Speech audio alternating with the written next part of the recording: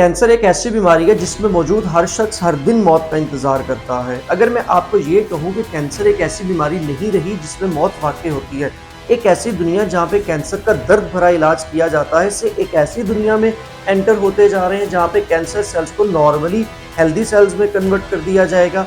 क्या ये आपको साइंस फिक्शन लग रहा है? नहीं, ये अब एक रियलिटी बन चुका है। साइंटिस्ट ने एक ऐसा मैकेनिज्म डेवलप किया है जिसमें नॉर्मल सेल्स के अंदर कैंसर सेल्स को कन्वर्ट कर दिया जाएगा। ये कोई दिखावा नहीं है, बल्कि ये आज की हकीकत बन चुका है।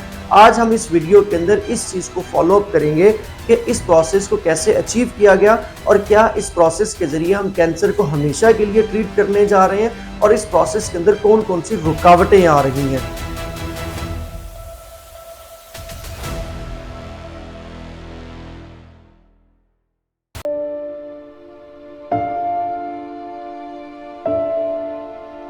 अस्सलाम वालेकुम दोस्तों, कैंसर से हर साल 1 करोड़ से ज्यादा लोग मरते हैं और कई सालों की रिसर्च करने के बावजूद हम आज भी कैंसर का इलाज रेडियोथेरेपी, कीमोथेरेपी और सर्जरी के जरिए करने पर मजबूर है, जो एक तो बहुत ज्यादा पेनफुल प्रोसेस है और दूसरा इससे कैंसर सेल्स के साथ साथ नॉर्मल सेल्स भी किल होते हैं और जिसकी वजह से इंसानी सेहत के ऊपर बहुत ज्यादा सीवियर कॉम्प्लिकेशंस आती हैं, जैसे बालों का गिरना और यहाँ तक के ऑर्गन डैमेज हो जाते हैं।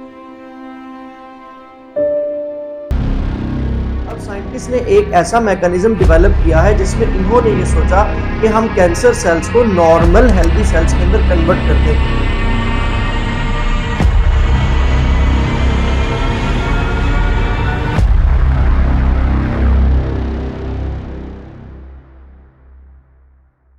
ये एक ऐसा ही प्रोसेस होगा जैसे हम कैंसर सेल्स का सॉफ्टवेयर हैक कर ले और बाद में उसको रीसेट कर दें। अब ये सुनने में तो काफी क्रेजी और काफी एक्साइटिंग लग रहा है, लेकिन ये प्रोसेस होगा कैसे?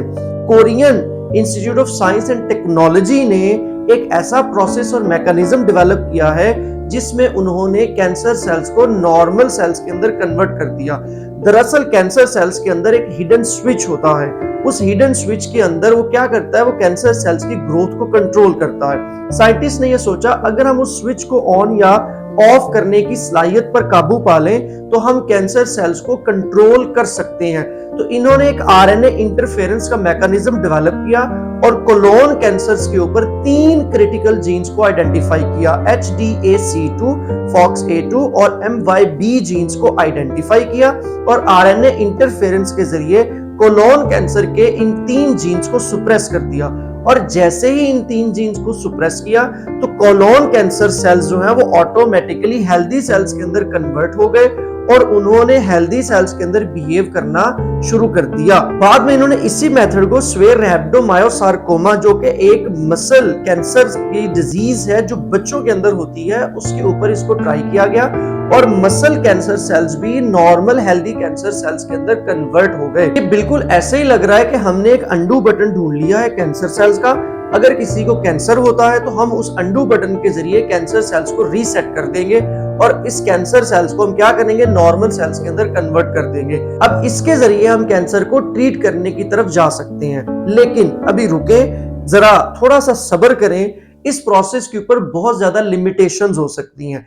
एक तो सबसे पहली चीज कि ये प्रोसेस अभी ट्रायल बेस के ऊपर कामयाब हुआ है और इंसानों के लिए इसको आने में अभी कई साल लगेंगे और कई साल की लेबोरेटरी ट्रायल्स के बाद ये अप्रूव होगा और फिर इंसानों तक आएगा। दूसरी चीज, जो ड्रग इंडस्ट्री और कैंसर ट्रीटमेंट इंडस्ट्री है वो $200 बिलियन की इंडस्ट्री है। क्या आपके ख्याल में ये ड्रग इंडस्ट्री और कैंसर ट्रीटमेंट इंडस्ट्री इस प्रोसेस को अलाउ करेगी कि इनके जरिए इनकी इंडस्ट्री सारी की सारी बैठ जाए और इनका सारे का सारा बिजनेस खत्म हो जाए, अगर ये प्रोसेस जो है वो कामयाब होता है? और तीसरी जो इसकी सबसे बड़ी लिमिटेशन हो सकती है वो दरअसल कैंसर का अपना एक बिहेवियर और मेथड हो सकता है। दरअसल जो ट्रीटमेंट हमें कोलोन कैंसर के लिए कामयाब हुआ है, ये जरूरी नहीं है कि यही ट्रीटमेंट ब्रेन कैंसर के लिए या लंग कैंसर के लिए कामयाब होगा, क्योंकि हर कैंसर की अपनी एक स्पेसिफिक कैरेक्टरिस्टिक्स होती हैं। इसलिए अगर हमने इस प्रोसेस को अडॉप्ट करना है तो फिर हमें हर कैंसर सेल्स के लिए उसके एक स्पेसिफिक उस स्पेसिफिक जीन्स को फॉलो अप करना होगा। अब आप मुझे ये कमेंट सेक्शन में बताएं कि क्या इस ट्रायल के जरिए हम कैंसर ट्रीटमेंट को फॉलो अप करेंगे या ड्रग और कैंसर ट्रीटमेंट इंडस्ट्री के नीचे इस प्रोसेस को भी दफना दिया जाएगा और इनकी मोनोपोली के साथ इस प्रोसेस को बैकफुट पे ले जाके हम कीमोथेरेपी के ऊपर ही रहेंगे। कमेंट में जरूर बताएं। Thank you.